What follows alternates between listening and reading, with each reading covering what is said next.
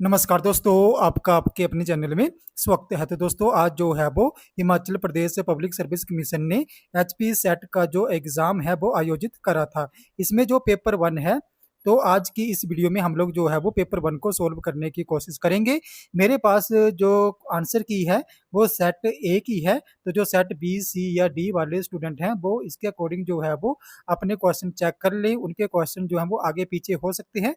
बाकी जो सेट ए था उसके अकॉर्डिंग जो यहाँ पे क्वेश्चन है वो सीक्वेंस वाइज ही जो है वो आपको मिलेंगे। तो जैसे आपका फर्स्ट क्वेश्चन था कि इसमें बोला गया था कि इनमें से जो है वो कौन सी कैरेक्टरिस्टिक्स इफेक्टिव फॉर्मेटिव असेसमेंट की नहीं है। तो इसमें जो ऑप्शन सी था वो आपका सही आंसर जो है वो रहेगा।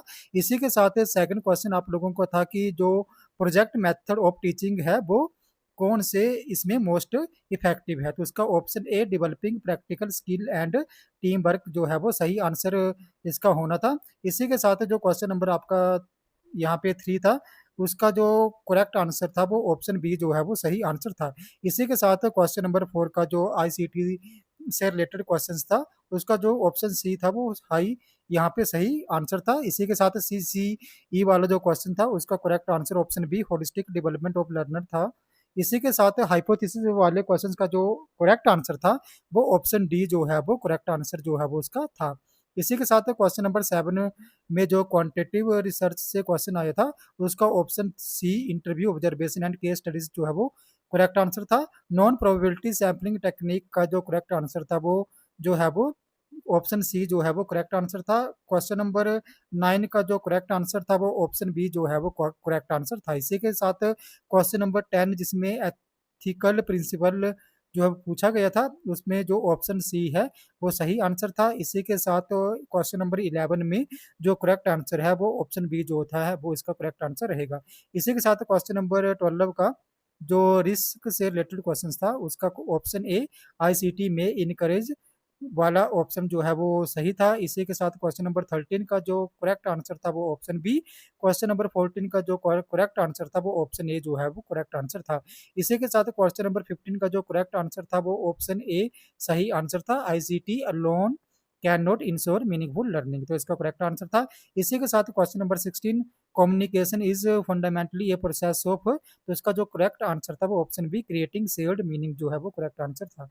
इसी के साथ क्वेश्चन नंबर 17 का जो करेक्ट आंसर था वो ऑप्शन डी था।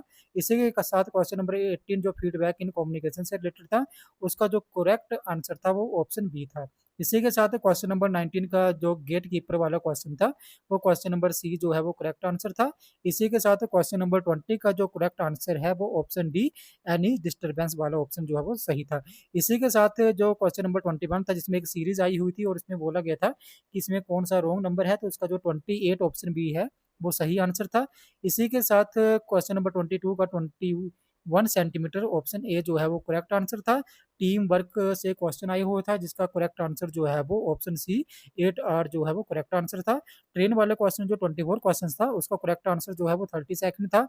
मार्केट प्राइस वाले क्वेश्चन का आंसर जो 25 नंबर पे क्वेश्चन था सीरीज ए में, उसका करेक्ट आंसर जो है वो 43,750 यानी कि ऑप्शन बी जो है वो करेक्ट आंसर था। इसी के साथ जीएमटी 12 का जो क्वेश्चन था उसका आई ओ बी 143 जो है वो करेक्ट आंसर था। क्वेश्चन नंबर 27 में जो एक डिफरेंट फिगर वहां पे पूछी गई थी उसका करेक्ट आंसर ऑप्शन डी जो था वो करेक्ट आंसर वहां पे था। इसी के साथ 28 क्वेश्चन का सही आंसर जो है वो ऑप्शन बी उपमा मामा था।